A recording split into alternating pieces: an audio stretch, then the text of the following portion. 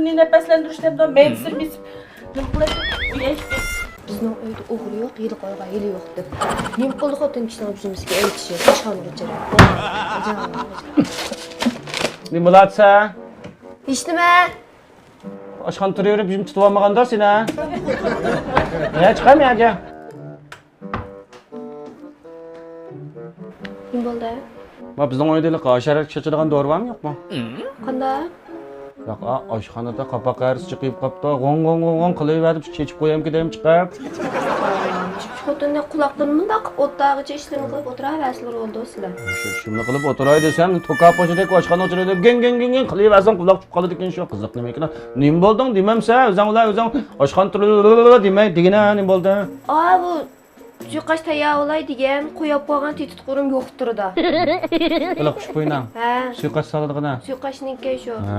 Topolmadim hozir tutgan oqtirib. Topolmaysan, shu anangni ketib va sen turgan kedak. Bilasan, nima qo'rodi kelib baloya apatni. Tuningen sayliq anangning uyi ketganda Çereptiki eşkin tok çekipti eşkini kaç assam keldi zadı yoğun ıskallık zadı tam dek biz çırpı açılıq mı hoşnam tişti olum obdan tolum dep salamның yoğunluğu kalır.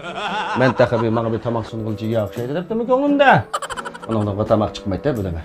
Akıdan koprak öydüm imallı vaatda şun hapımay bir kuşboyunun tehdit kısı olamda. Ayak bomuz bir açıksı olamda. Ayak bomuz bir öydi bir koyup koygan bir kaç uyduğun sopum olamda. Berip dostları ucu dep çırptım. Berip dostları berip bulamaydı onu içirip bir işini tepki.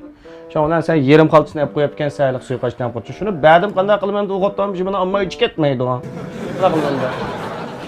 Xotirjam bir turmush kechirgim bo'lmaydi shu uyda xotinning dardini. Qachon bir yo'qlar. Ya o yo'qolmaydi, endi mishadin rasmiy yerleklashib ketgan qilin emas ma'lum.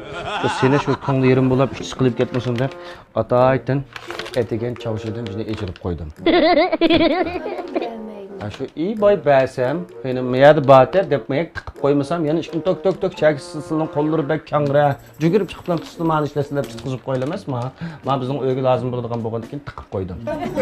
Ancha tamoq qasdingiz. Ha.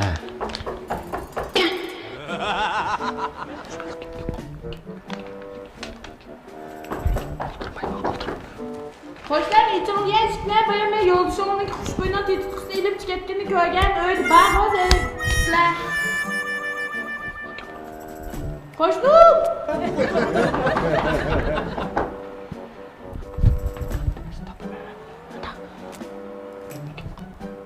Hoşlar içim gençlikler.